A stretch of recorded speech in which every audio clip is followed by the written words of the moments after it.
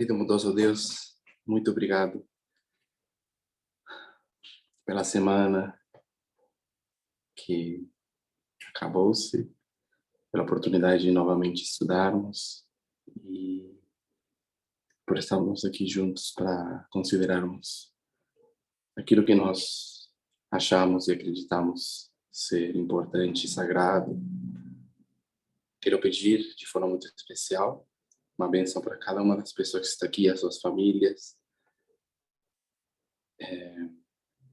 e também pedir pelo seu Santo Espírito guiando os nossos pensamentos nas nossas conversas, não só agora, mas no restante do sábado também. Eu peço essas coisas, eu agradeço. Em nome de Jesus. Amém.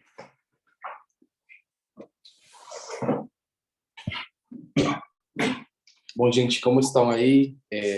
Vamos ter um tema assim que eu pensei muito antes de decidir falar sobre. Não vai ser, né, um estudo muito extenso. Eu espero também ter a participação de vocês. Mas se alguns viram o título, mais ou menos quero falar um pouco sobre criacionismo, o dilúvio e coisas relacionadas a isso.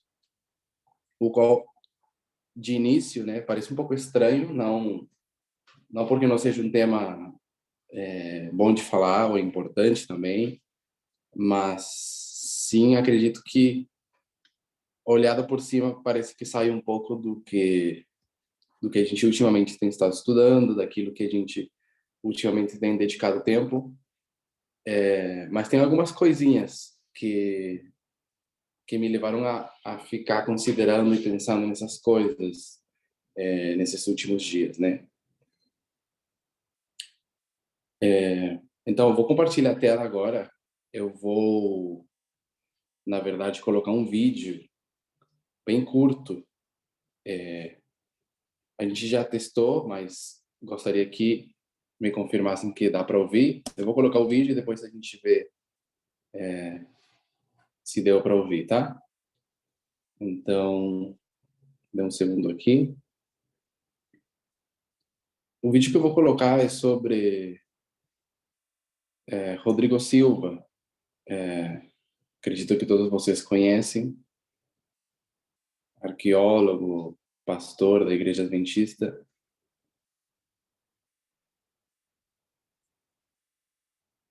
Então tá. Vamos testar primeiro o som. Quero ter certeza que dá para ouvir. Se não, eu falo o conteúdo do que foi dito, mas se dá para ouvir, melhor, né? Vou testar com um vídeo diferente, tá bom? Se o fim dos dinossauros se deve à queda dos demônios na Terra, não. Ok. Só queria saber mais ou menos rapidinho como vocês conseguiram ouvir a voz aí. Se entenderam o que ele falou. Porque para mim tá baixinho. Tá ótimo, Pedro. Tá ótimo? Aqui tá bom, Tá Pedro. ótimo. Tá bom. Perfeito. Então vamos lá com o vídeo do Rodrigo Silva. Só, então tá bom. Só que se eu tiro Deus e tiro a Bíblia, eu quero dizer a você, qual o argumento que você usa para ser homossexual que eu não posso aplicar, por exemplo, o incesto? Por que é moralmente correto dois homens ou duas mulheres se casarem e não é moralmente correto um pai casar com uma filha? Ou um tio com uma sobrinha? Ou um genro com uma sogra? A única diferença é que os que praticam incesto não são tão politicamente organizados como os que defendem o homossexualismo. Se fossem, nós estaríamos com um projeto de lei em Brasília agora para liberar o casamento entre irmãos, entre tio e sobrinho, entre pai e filha, entre genro e sogra, e assim por diante. Por que um homem não pode ter 4 esposas? Eu ia ter 4 sogras, boa. Eu falei, por que essa... Ok, vamos parar por aqui com esse. Depois vai ter mais um. Bom, vocês ouviram, né? A gente não vai aprofundar muito no que ele falou, mas sim deixar claro, não,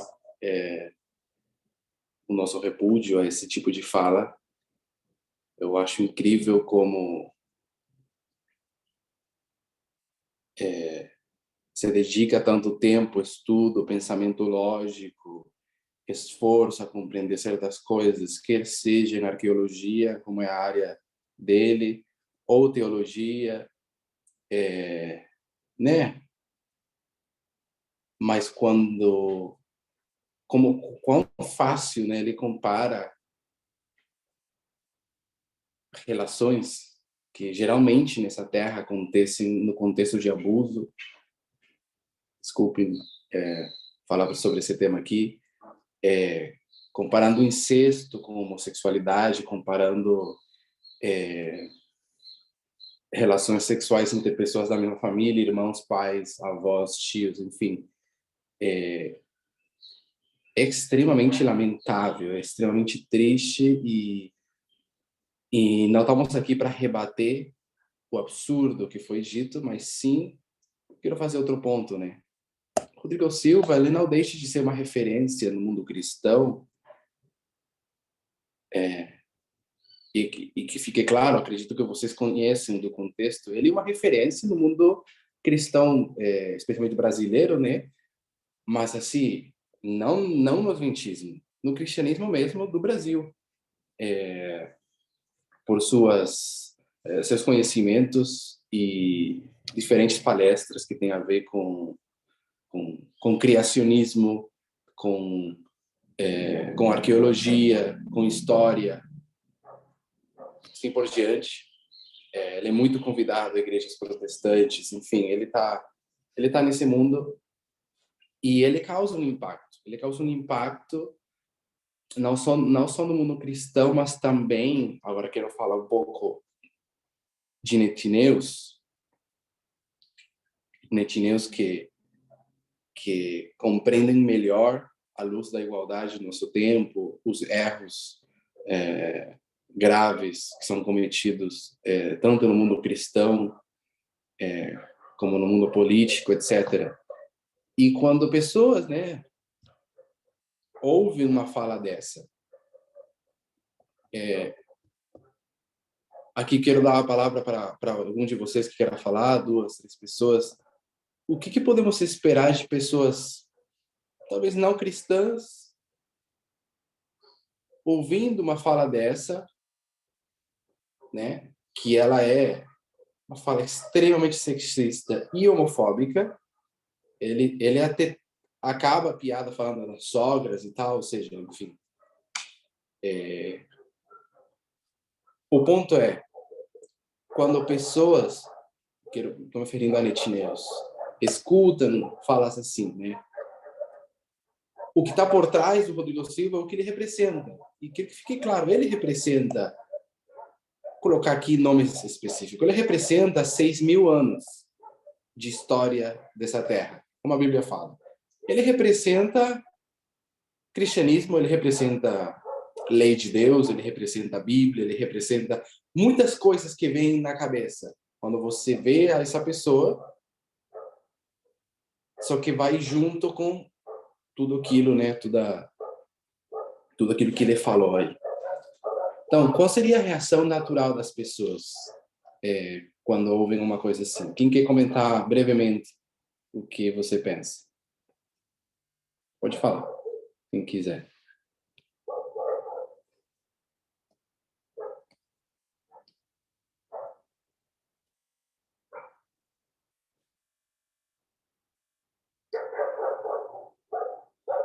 Espero que tinha dado para ouvir tudo que falou o Rodrigo Silva. Pedro, Sim? desculpe, eu entrei atrasada e eu não tô sabendo o que foi a fala dele. Você poderia repetir, se não for, né, ser, assim, ruim, não sei. Não, tudo bem, vou colocar de novo. Aqui, ó. Só, então tá bom. Só que se eu tiro Deus e tiro a Bíblia, eu quero dizer você, qual o argumento que você usa para ser homossexual que eu não posso aplicar, por exemplo, o incesto? Por que é moralmente correto 2 homens ou 2 mulheres se casarem e não é moralmente correto um pai casar com uma filha? Ou um tio com uma sobrinha? Ou um genro com uma sogra? A única diferença é que os que praticam incesto não são tão politicamente organizados como os que defendem o homossexualismo. Se fossem, nós estaríamos com um projeto de lei em Brasília agora para liberar o casamento entre irmãos, entre tio e sobrinho, entre pai e filha, entre genro e sogra, e assim por diante. Por que um homem não pode ter 4 esposas? Ia ter 4 sogros, boa? Eu falei porque essa foi boa, viu? Ok. Acredito que deu para ouvir aí, Cris.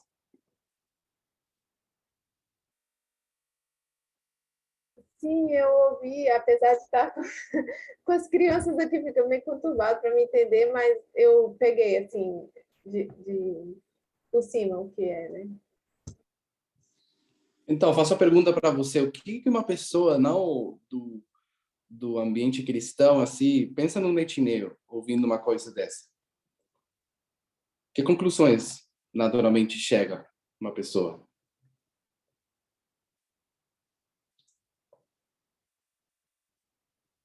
Pedro, Sim? Quem que é? Renildo, Pode falar, Renildo. talvez o meu argumento não vai ser tão profundo como você procura, mas eu acho que para as pessoas que não são, como você falou, que são do mundo, né, como os netineus, que não entendem, eu acho que vai reforçar o ponto de que ser homossexual é uma escolha. Esta semana eu estava conversando com um cunhado meu e eu estava trabalhando na casa dele e justamente ele é bolsonarista. E ele ele veio com o argumento de que tudo que acontece agora é sobre LGBT, QIA+, enfim, trazendo sempre esse argumento moral para tentar justificar a homofobia deles, né? Então, eu acho que esse vídeo do Rodrigo Silva, é claro que existe muito mais pontos a ser analisado e pensado aí nele, né? Para a gente tirar conclusões. Mas um dos pontos que eu consegui pegar, assim, né, de rápido, é esse ponto de achar que um homossexual ele tem a opção de ser ou não ser. Da mesma forma que uma pessoa pode casar, como ele está tentando colocar aí, um pai com um filho, um incesto e vice-versa. Uhum. De rápido agora, mas estou pensando aqui. Tá, mas isso seria em relação né, a parte perigosa da fala dele e com relação, né, ao impacto político que isso tem, porque isso vai enganar pessoas. Acho que essa é a perspectiva que você trouxe, pessoas que vão considerar o argumento. Mas eu quero te perguntar sobre as pessoas que não consideram nenhum argumento, que sabem, assim que ouvem, o perigoso e o ruim que é. Essa seria a perspectiva netinea. O que o netineu é levado a pensar quando vê isso? Pedro, ¿te hablo en español? Yo pienso que creen que todos los religiosos son iguales, que son fanáticos, ignorantes y prejuiciosos. Entonces los colocan a todos en el mismo grupo, como algo malo para la sociedad. Uhum.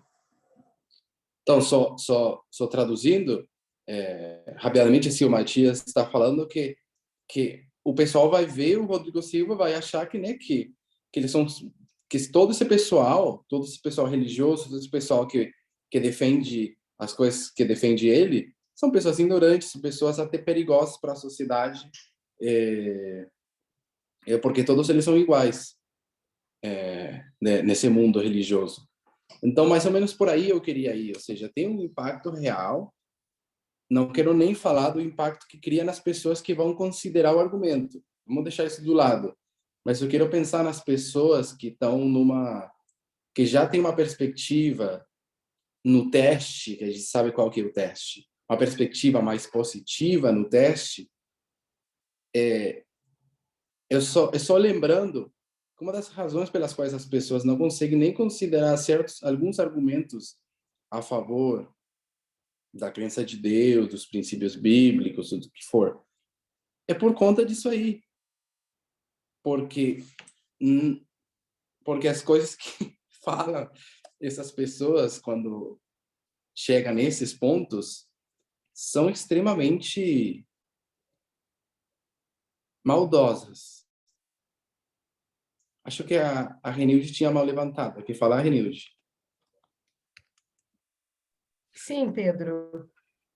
Talvez adicionando um pouquinho mais, também o que a gente percebe é que as pessoas já estão cansadas desses assuntos, no sentido de que quando você tenta falar sobre, né, ou o que está sendo propagado, principalmente agora, antes, né, no período das eleições, houve um conflito muito grande com relação a isso, enquanto se tratava de cristãos, parecia que estava todo mundo no mesmo pacote, parecia não, né? Realmente estavam, era aquela massa grande, todo mundo no mesmo pacote, e com os mesmos pensamentos, né? Então, quando uma pessoa como ele, que representa, querendo ou não, ele representa o adventismo, ele vem trazendo as ideias como um adventista. Então, aí se torna bem carimbado do adventismo, não aceitando os homossexuais, não, debochando de mulheres, né, por serem sogras, que a partir do momento que é sogra já é motivo de fazer graça, trazendo... infelizmente, nunca tinha ouvido uma coisa como essa, comparando o incesto, que é uma coisa tão... nossa, não tem nem como descrever, né, o quanto isso tem atingido e danificado vidas pelo mundo. E cada dia mais as pessoas colocam para fora suas dores com relação a isso, desde muito, muito pequenas, né? Então, nossa, é muito forte isso que ele está fazendo uma propaganda, um desserviço, né, com relação ao adventismo e também a palavra de Deus, porque o que se subentende é que é uma pessoa que estudou, que estuda, respeitado, entre aspas, né, por isso. E trazer uma opinião como essa é fortíssimo. Sim, terrível, né? Muito obrigado, Renilde. Tava aí o Marcos, acho que queria falar, também está o Gabriel, com a mão levantada. Marco, você ainda quer falar? Sim, Pedro, bom dia. Consegue me ouvir bem? Sim, pode falar. O que eu vou comentar aqui é que eu acho que, tirando o assunto do sábado, o assunto do espírito de profecia, no caso Ellen White, né, profetas, e talvez imortalidade da alma, a Igreja Adventista ela se iguala a qualquer outra instituição religiosa. Eu acho que o diferencial são esses 3 pontos que eu falei aqui agora: sábado, a imortalidade da alma e dom de profecia. Sem esses 3 tópicos, ela se iguala no pensamento, nas práticas do dia a dia, ao qualquer protestantismo e talvez até o catolicismo. Então, o que ele falou aí não é diferente de outros. Só para concluir aqui rapidinho, eu não quero tomar teu tempo. Antes de começar aqui o estudo, eu estava ouvindo aqui mais ou menos uma meia hora um outro ícone da igreja, que é o Michelson Borges. O Michelson Borges não tratou desse assunto que o Rodrigo Silva falou agora. O assunto era outro, era sobre as 3 mensagens angélicas. Mas o contexto, a linha de pensamento de contexto é a mesma, é igual. Então, o que o Rodrigo Silva acabou de falar aí, a sua postura, não difere de um outro líder religioso qualquer, porque nesse ponto eles são iguais mesmo. Era só isso que eu queria falar.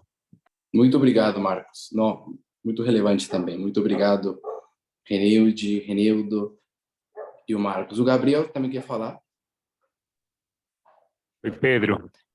Então, sua pergunta, né? O que netineus pensariam se ouvissem esse comentário? O que eu penso é que, se eu fosse netineu, eu pensaria que estão na mesma categoria, né? Como qualquer bolsonarista, né? Como essa linha de argumentação, né? Esse discurso conservador típico, né? De aparentemente argumentos irrefutáveis, né, brilhantes, e realmente, se por momentos, se você não tomar atenção, você pode pensar assim, realmente, né, não tem nem o que argumentar, parece muito lógico, mas quando você pensa um pouco mais, você vê que não é tão brilhante, não, né? Então, é muito típico essa linha de argumentação, né, da direita, né, que com argumentos, vamos dizer, retóricos, né, que parecem ser fortes, mas, na verdade, se você pensar um pouco além, você vê que não tem tanto conteúdo por trás. Isso aí. Também. Muito obrigado aí, então. Então, eu quero fazer uma comparação e contraste. Esse vídeo está no YouTube, mas foi compartilhado por... Não estou lembrando agora do sobrenome dele, mas o pastor Hermes Fernandes. Acho que vocês, ou alguns de vocês conhecem o pastor Hermes Fernandes. Ele, não estou lembrando de que denominação ele era, talvez alguém sabe, pode falar. Mas, enfim, acho que ele foi tirado da sua denominação há algum tempo já, porque ele fala muito em prol da igualdade, ele interpreta a Bíblia de forma bem diferente, ele vai lutar contra a homofobia, contra o sexismo, ele vai falar que um monte de coisa que o conservador acha que é pecado, o pastor Hermes não, né? Então, ele é dessa onda bem liberal. E acredito que ele tem sido de grande bênção e conforto para muitas pessoas, né? Deixa eu ver aqui, acho que tem um chat. Aproveitar que estou vendo, né? Ah, tá. Fala cheia de sarcasmo para agradar seu público religioso. Tá, vamos lá para aproveitar o tempo. Vou mostrar um outro vídeo do pastor Hermes. Lembrando, o pastor Hermes compartilhou o vídeo do Rodrigo Silva e colocou alguns comentários abaixo. Já vocês podem imaginar mais ou menos que tipo de comentário, por conta da fala tão terrível, né? Quero fazer um pequeno contraste. Igreja, comunidade, reino. Ok. Obrigado, Nilde. Então tá, veja aqui. Aqui está o vídeo do Rodrigo Silva. Então tá bom. Só que se eu tiro Deus e tiro a Bíblia, eu quero dizer você, qual o argumento que você usa para ser homossexual que eu não posso aplicar, por exemplo, o incesto? Por que é moralmente correto 2 homens ou 2 mulheres se casarem e não é moralmente correto um pai casar com uma filha? Então tá. Aí tá o argumento dele. Tem quem vai comprar. Infelizmente, é preciso falar, quem compra o argumento, ouve, e esse argumento tem algum tipo de validade do ouvinte, eu quero falar para você, você tem que se esforçar e se educar muito, porque o que o Rodrigo Silva está falando aqui, que não é nosso estudo, é uma barbaridade. Uma comparação tão vil e triste, que só é gatilho para tantas pessoas que sofreram abusos nas relações de incesto, pai, filho, tio, etc., familiares. Agora, no vídeo da esquerda, eu quero mostrar aqui uma pergunta que foi feita para o pastor Hermes e ele vai responder. A pergunta é: o fim dos dinossauros foi por causa de demônios que caíram na Terra? Uma pergunta que não tem nada a ver. Talvez a pessoa ouviu em alguma pregação evangélica, que é onde mais tem esse tipo de coisa. Mas aí o pastor, né, ele vai responder. Se o fim dos dinossauros se deve à queda dos demônios na Terra, não. A extinção dos dinossauros se deu por conta do impacto de um asteroide na Terra há cerca de 65 milhões de anos. Então não tem absolutamente nada a ver com demônios. Ok. Vamos parar aqui. Agora estamos fazendo um contraste. A gente assistiu um vídeo do Rodrigo Silva. Já falamos um pouco sobre. Agora está aqui um comentário do pastor Hermes com relação a se os dinossauros foram destruídos por demônios que caíram na Terra. primeiro contraste.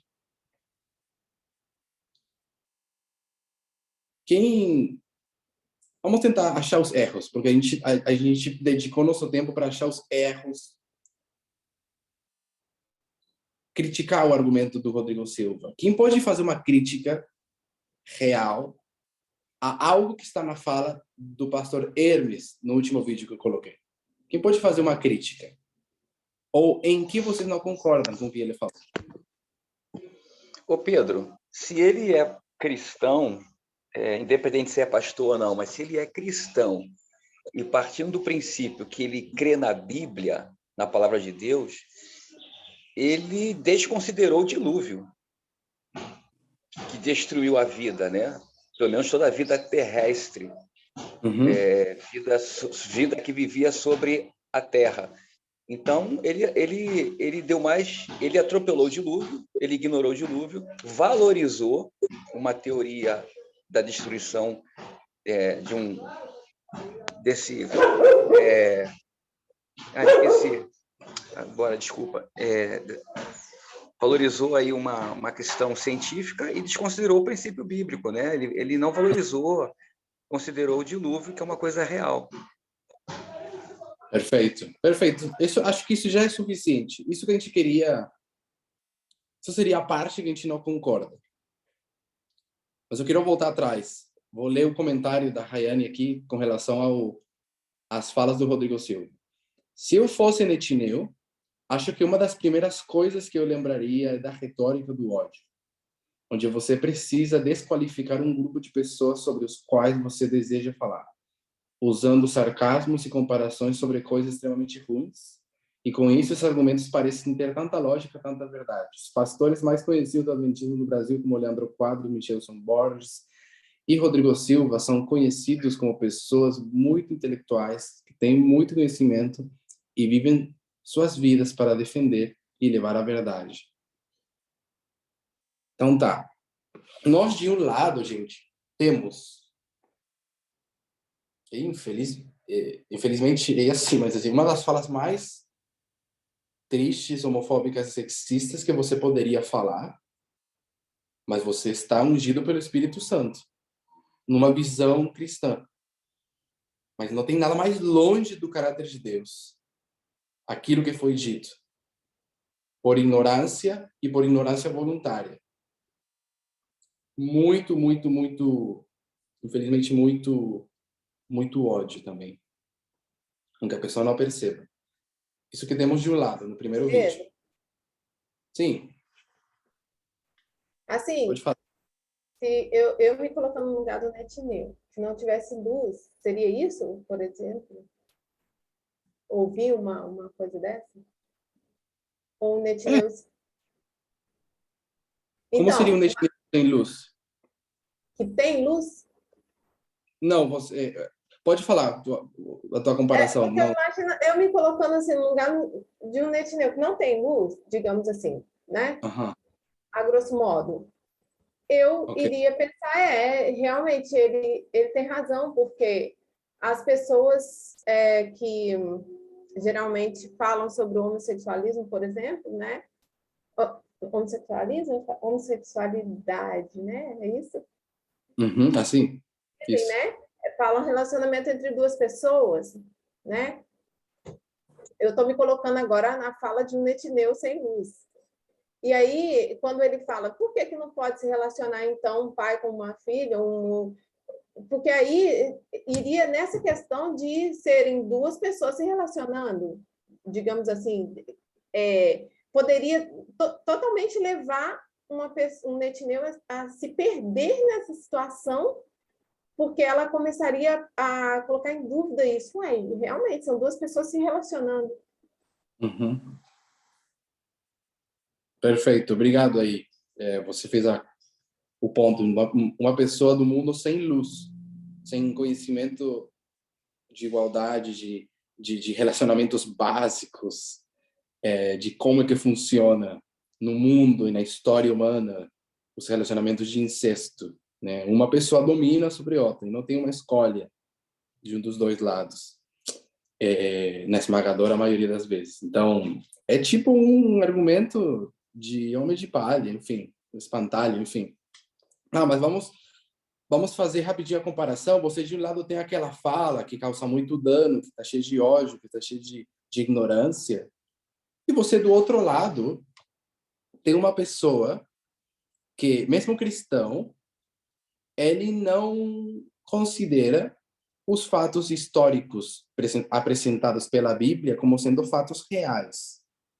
Isso já dá para ver, né? Uma pessoa que, uma pessoa que acredita na espiritualidade da Bíblia, especialmente na cruz, na vida de Cristo, nas coisas que ele fez, o que Deus representa, mas ele não precisa acreditar que o mundo tenha os anos que a Bíblia fala. Para ele, como tem muito cristão, muitas denominações lá fora, essas pessoas não têm problema em acreditar no paradigma da evolução, no paradigma de milhões e milhões de anos até hoje, e Deus, para eles, não conflitua, não tem problema.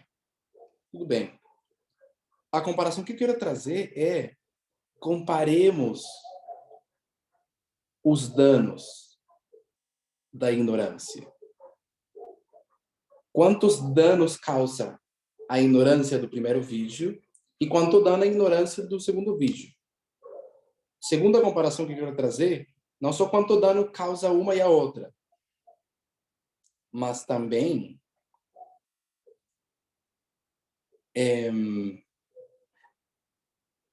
como seria a palavra? Bom,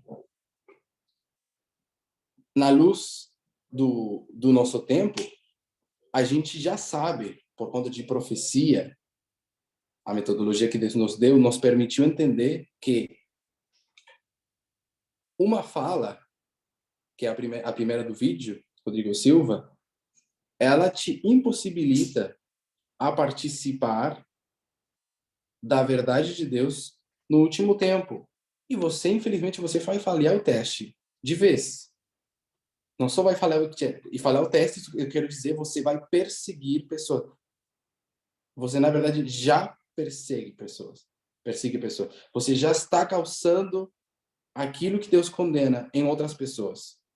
Agora, a outra ignorância, que é acreditar que o mundo tem 65 milhões de anos, quando caiu o asteroide que destruiu os dinossauros, e toda a história que vem por trás disso, você está participando de certas ignorâncias e tal. Mas comparem as motivações. A motivação do pastor Hermes, ele está constantemente tentando levar, né, uma perspectiva mais pura, de um amor mais verdadeiro. Porém, ele está deixando por trás muita luz também. Mas, do outro lado, a pessoa que acha que é o estandarte da luz, ele está destruindo a principal de todas, que é o amor ao próximo, que é uma perspectiva certa do que Deus criou e como que funciona. Ele está criando, né, na sua fala conservadora e reacionária de direita. Basicamente isso que ele fez. Então, nós sabemos o impacto de uma e da outra, nós sabemos a dificuldade que um dos dois vai ter para entender Deus.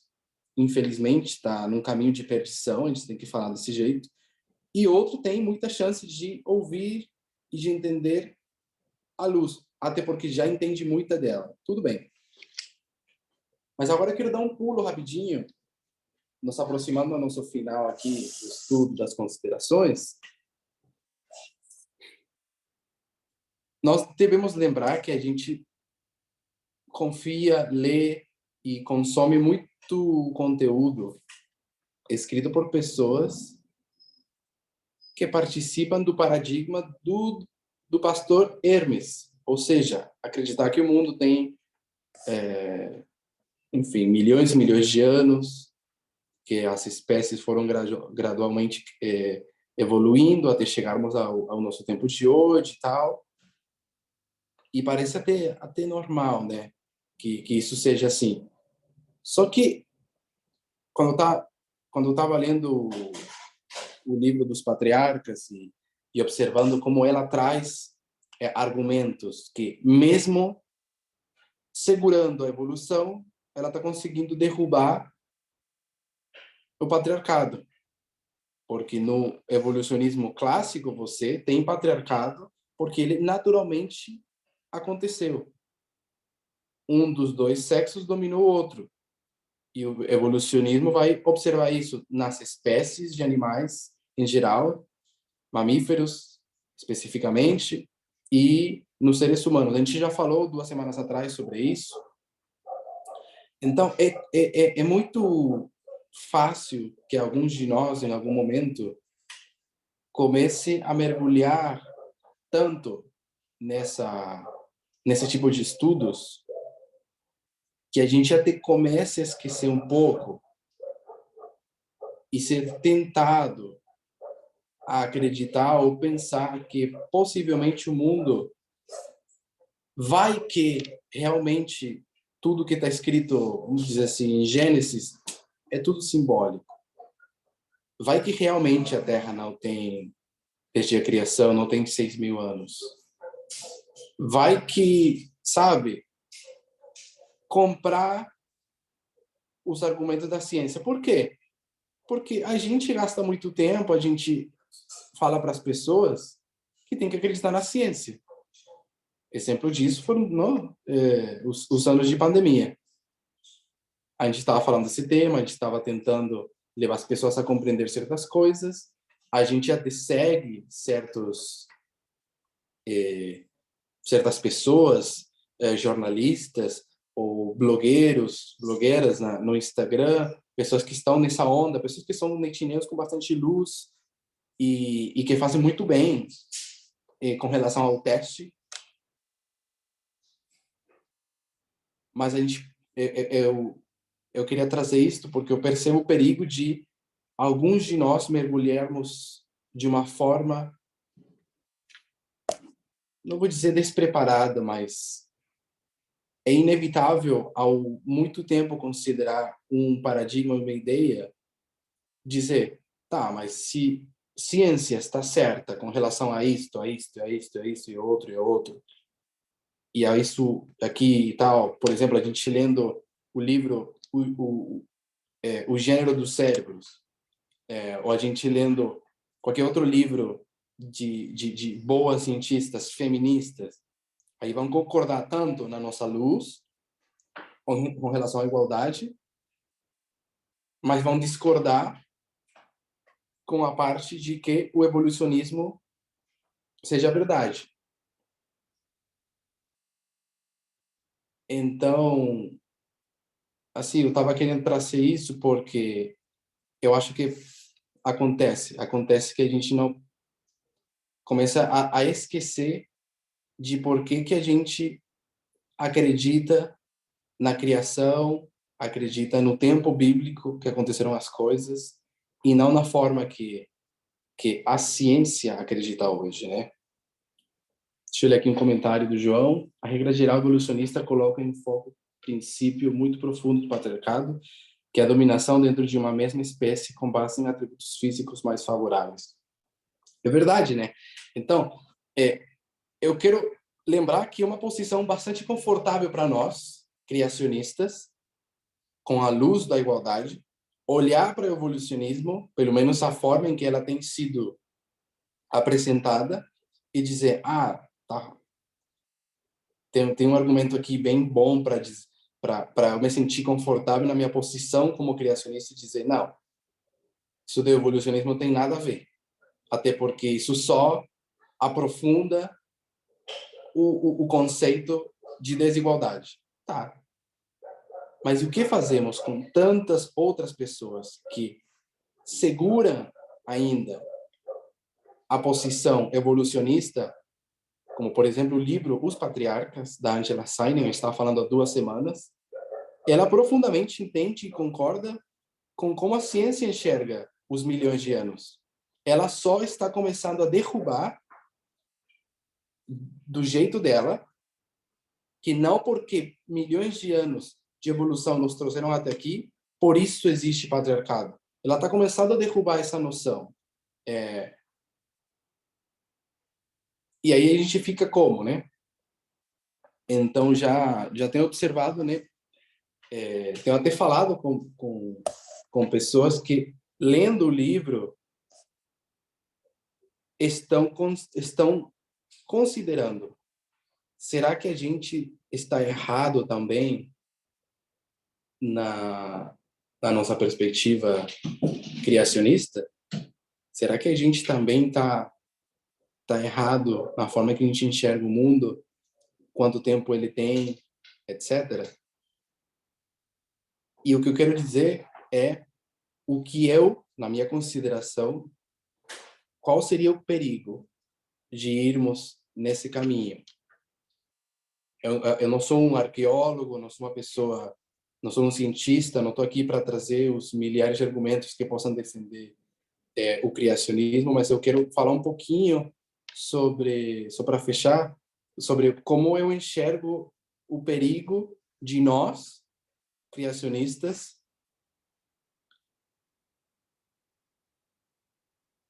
começar a considerar: mas será que a gente está errado? Porque se a ciência está dizendo que não é assim, a gente não é pró-ciência, não é pseudociência, esse assunto do dilúvio, esse assunto como a Bíblia fala, que o mundo só tem há 6.000 anos.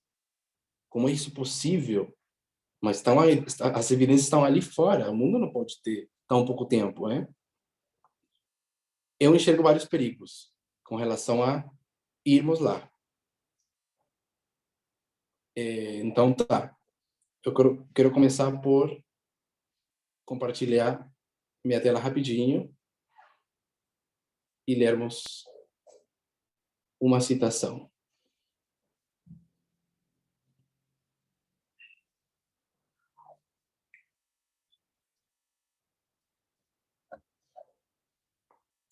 Não vou ler todo o parágrafo. Eu quero só ler algumas linhas, tá?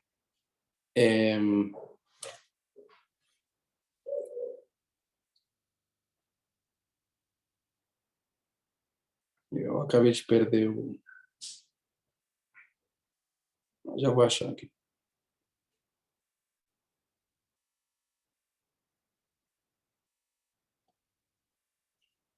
Nós acreditamos no espírito de profecia. E nós entendemos o papel profético que ela teve e como ela é vital para a nossa concepção das coisas hoje. Grande parte dos nossos modelos proféticos que a gente coloca nos nossos quadros, que nos trouxeram até onde a gente está hoje, a forma que enxergamos o passado, o presente e o futuro, estão contidos em modelos tirados do espírito de profecia. O espírito de profecia diz assim: a superfície, isso aqui é um capítulo depois do dilúvio, patriarcas e profetas, a superfície toda da terra ficou transformada com o dilúvio. Quanto da terra? Toda da terra. Uma terceira maldição terrível repousou sobre ela em consequência do pecado. Vou dar um pulinho aqui rapidinho. A terra apresentava um aspecto de confusão e desolação impossível de se descrever. As montanhas, que haviam sido tão belas em sua perfeita simetria, ficaram despedaçadas e irregulares. Vou dar outro pulinho. Nesse tempo, imensas florestas foram sepultadas. Estas foram depois transformadas em carvão, formando as extensas camadas carboníferas que hoje existem, e também fornecendo grande quantidade de óleo, que seria o petróleo, né? O carvão e o óleo frequentemente se acendem e queimam debaixo da superfície da terra. Assim, as rochas são aquecidas, queimada a pedra de cal, derretido o minério de ferro. A ação da água sobre a cal aumenta a fúria do intenso calor e determina os terremotos, vulcões e violentas erupções. Vindo o fogo e a água em contato com as camadas de pedra e minério, há violentas explosões subterrâneas, as quais repercutem como soturnos trovões. O ar se acha quente e sufocante, seguem-se erupções vulcânicas, e deixando estas muitas vezes de dar vazão suficiente aos elementos aquecidos. A própria terra é agitada, e o terreno se ergue e se dilata como as ondas do mar. aparecem grandes fendas e algumas vezes cidades, vilas e montanhas arder são tragadas. Então tá, só queria ler essa parte aqui porque é parte da nossa perspectiva bíblica, que as coisas que aconteceram no dilúvio, a perspectiva do Espírito Profecia, a nossa como criacionistas, é que se você se encontra num sítio, você está num lugar onde você possa olhar a natureza, e você olhar pela janela, onde você estiver, você está observando ao mundo como ele ficou depois do dilúvio. Nós acreditamos que o dilúvio deixou marcas, porque foi global, ele deixou marcas visíveis em tudo que a gente vê. Então, nós precisamos fazer um esforço mental, investigação e lembrar a nós mesmos porque a gente acredita que o dilúvio aconteceu. Eu estou dizendo isso porque temos que lembrar que as nossas linhas proféticas, a nossa forma de enxergar o teste hoje, ele depende muito, muito, muito do dilúvio, de que a Terra tem 6.000 anos, etc. Nós temos feito já vários estudos. Nós, de forma interessante, baseando-nos a gente tem um livro, então fica fácil. Nós estamos nos comparando com cientistas, com feministas que estudaram muito o assunto. Mas eu fico maravilhado que um tema tão profundo, tão antigo e tão relevante como o patriarcado, ele é um mistério, especificamente por que se criou, por que ele começou, que é o grande tema do livro Os Patriarcas. De forma certa, não pode se dizer o que foi, mas interessante que a nossa visão do mundo e os 6.000 anos de Terra,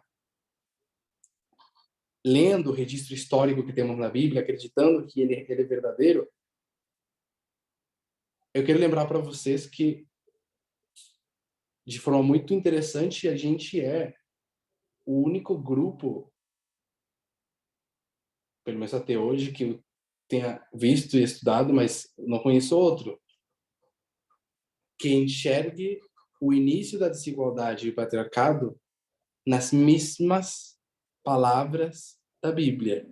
Ou seja, a gente já lê Gênesis 3, 4, 5, 6, o dilúvio, etc. A gente sabe, temos muita luz com relação a quando começou, um pouco o porquê começou, temos várias dicas, várias evidências, e até nós sabemos, na 7ª geração depois de Caim, né, como já foram feitos vários estudos, na 7ª geração das pessoas que negaram Deus, começou a poligamia, já a mulher começou a ser usada, vista, ela era um objeto, se compra, se vende, se recebe.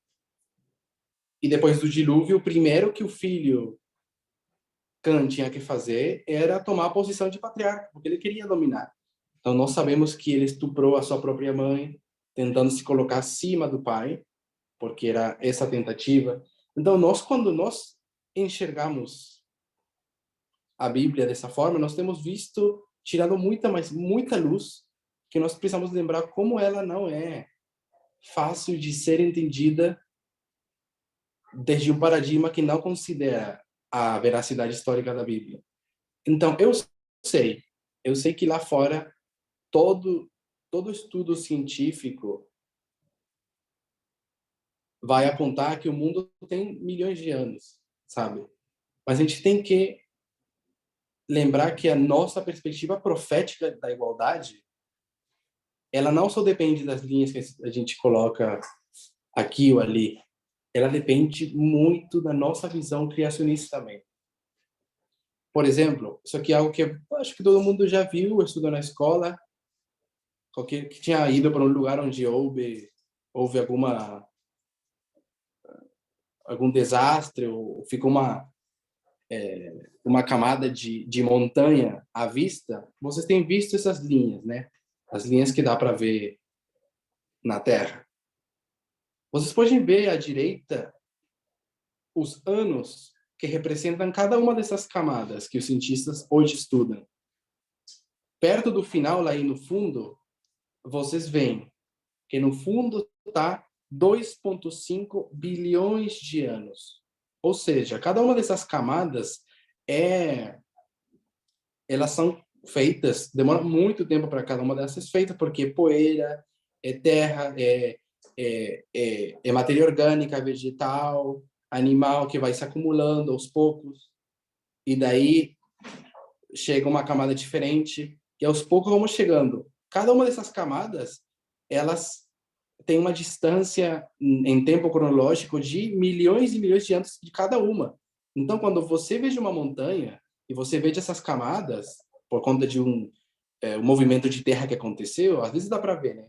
Essas camadas representam, você está vendo, na perspectiva evolucionista, você está vendo há milhões de anos atrás. E a razão disso é porque o paradigma da evolução precisa de você entender milhões de anos. E dessa forma você consegue explicar porque alguns animais estão mais no fundo, animais menos complexos, supostamente. Depois, mais para o meio, vocês podem ver os dinossauros, e mais para cima, outros animais, né? Só para fechar aqui, eu queria só deixar um argumento para vocês pensarem no seu próprio tempo, ou relembrarem os que já sabiam disso. Tudo que você vê na esquerda se chama um registro fóssil. Alguém consegue definir, algumas das pessoas que saibam disso, o que é um fóssil?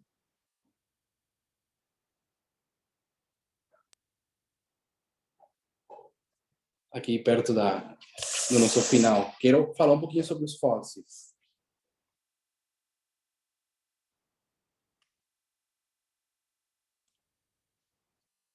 Alguém quer definir? Vamos lá, gente.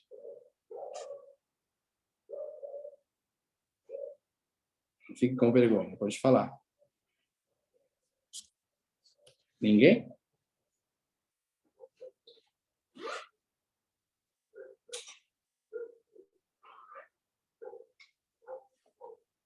Então tá. O que é um fóssil? Um fóssil, geralmente, você pode ter um fóssil de uma planta, de uma árvore e de animais. Isso é uma coisa que todos os cientistas sabem, evolucionistas e não evolucionistas. Como se cria um fóssil? Um fóssil é realmente pedra. Quando você vê as pessoas tirando os dinossauros, os fósseis, eles não estão tirando ossos, na maioria dos casos. Eles estão tirando um registro em pedra de um corpo que ficou sepultado por lama. Quer dizer,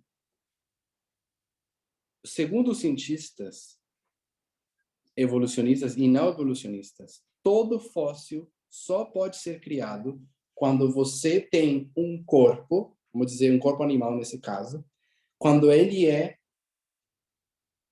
sepultado por lama, por terra com água, de forma rápida,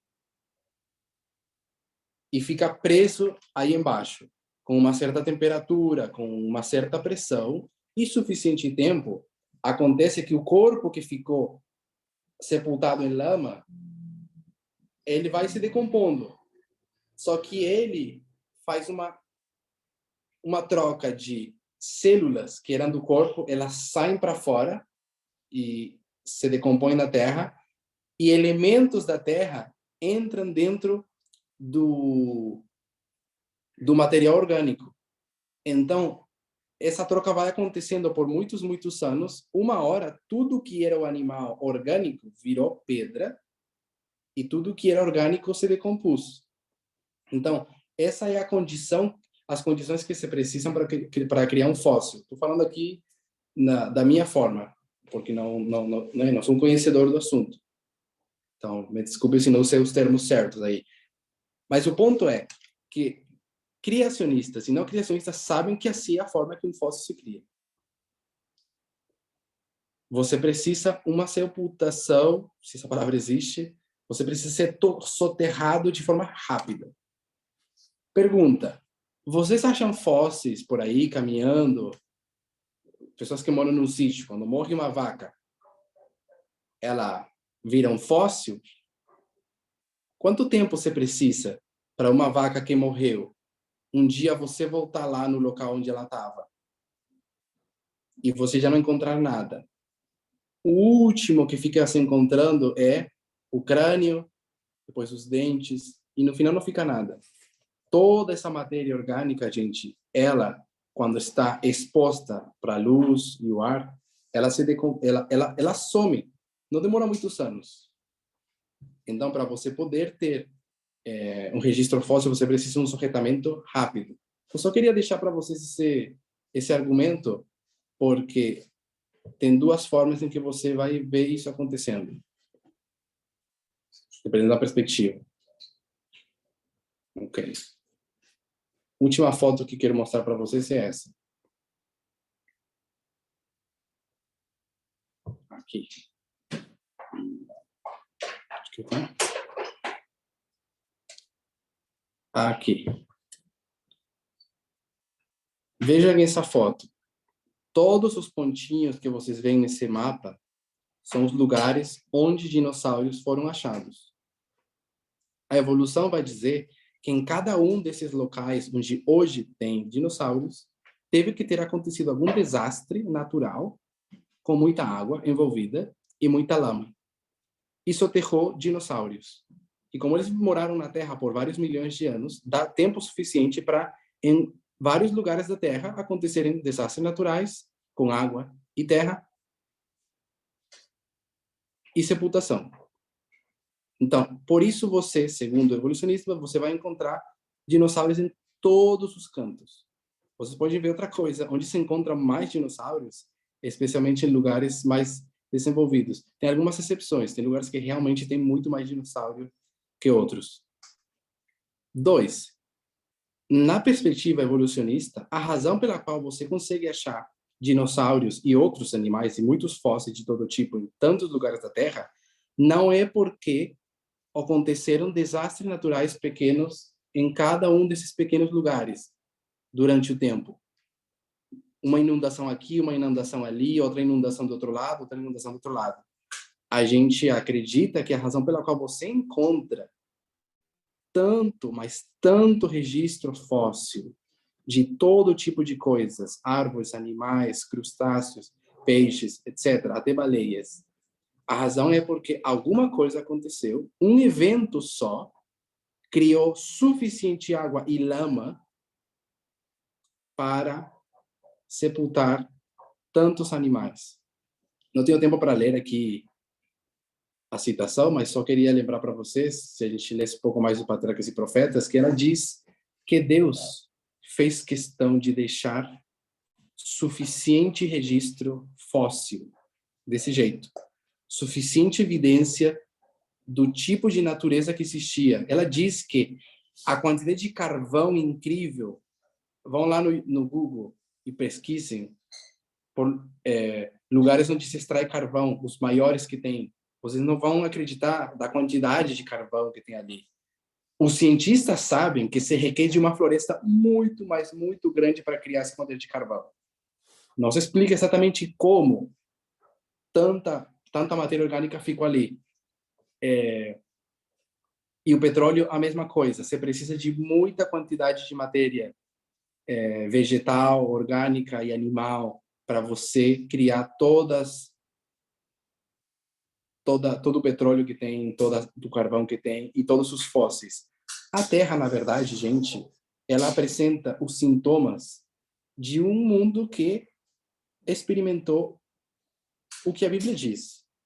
E Deus fez questão de deixar dessa forma para que fique claro, né, o registro, olha, isso aconteceu no passado. Então, fiquem espertos com o que acontece no futuro. Então, para fechar aqui, a nossa visão criacionista, e não porque a gente concorde de forma nenhuma com as falas de um representante do criacionismo como Rodrigo Silva, mas para nós, a nossa perspectiva é importante porque nosso entendimento profético do patriarcado, no passado, no presente e futuro, estão construídos acima desses 6.000 anos. 2, o que nós observamos no mundo é um mundo que experimentou uma grande catástrofe que envolveu muita água e muita lama. Há muita água e muita lama soterrou grandes florestas, que também são descritas em Patriarcas e Profetas. E eram tão grandes as florestas do mundo antediluviano que criaram suficiente carvão e petróleo que nós hoje extraímos e usamos. E em alguns casos, a lama cobriu certos animais e deu a temperatura e a pressão corretas, que criou também o registro fóssil de tudo que você vê, de tudo que se tira da terra, que tem um registro de uma folha, de um crustáceo, de um animalzinho do mar, de uma baleia, de um dinossauro. Então, nós acreditamos nisso não só porque é uma evidência física que nós observamos, não tem suficiente ciência que nos apoie, realmente não tem, gente. Mas, como a gente falou no início, né? Até agora, a gente tem luz de que esse não é o teste. Isso não vai testar essas pessoas, essa perspectiva. O que realmente vai testar as pessoas é a nossa visão profética, humana, com relação às desigualdades de gênero. Porque esse é o teste que Deus decidiu para a última geração. Para nós, o criacionismo é vital, porque nós enxergamos o patriarcado da forma que nós enxergamos por conta da nossa visão histórica bíblica. Está claro? Então, nós precisamos segurar esse pilar para nós. Para as pessoas que não têm isso, acredito que eles não estão sendo testados por isso. Mas, infelizmente, os que possuem a luz do criacionismo, do outro lado, estão rejeitando grande coisa. Falando de forma muito, mas muito odiosa e causando muita dor. Então, esse é um pouquinho das considerações que eu queria trazer hoje. Eu quero fechar aqui e é isso. Então, vamos fazer uma oração?